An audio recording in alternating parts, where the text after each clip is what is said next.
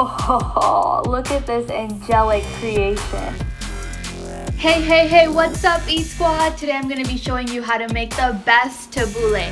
It's a Middle Eastern or Mediterranean side dish that you can eat by itself or in a pita bread sandwich, and it's refreshing, healthy, and oh so flavorful. Let's get it. I'm going to start by soaking some bulgur in some hot water for about 10 minutes or until it softens and cooks through. And just set this aside for now and let's get to chopping here. I'm going to start with some parsley. This is going to be the base of the salad, so we want it really nice and fine here.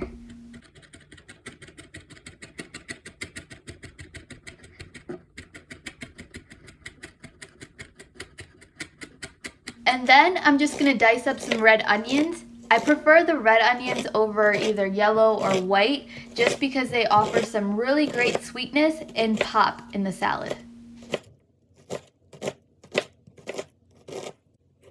A little bit of tomatoes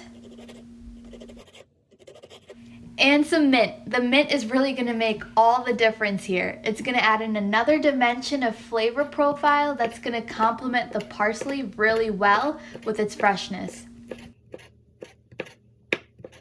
And lastly, some lemon. Fresh lemon juice is going to make all the difference.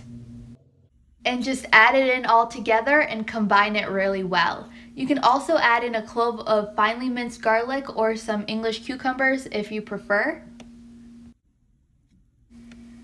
And if you want the exact measurements, check out the description box below.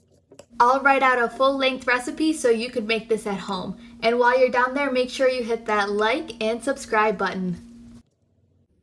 I'm going to dress our salad with some fresh lemon juice, some extra virgin olive oil, a little bit of salt, and some black pepper. And you can also take this to the next level with some cumin and some 7 spice.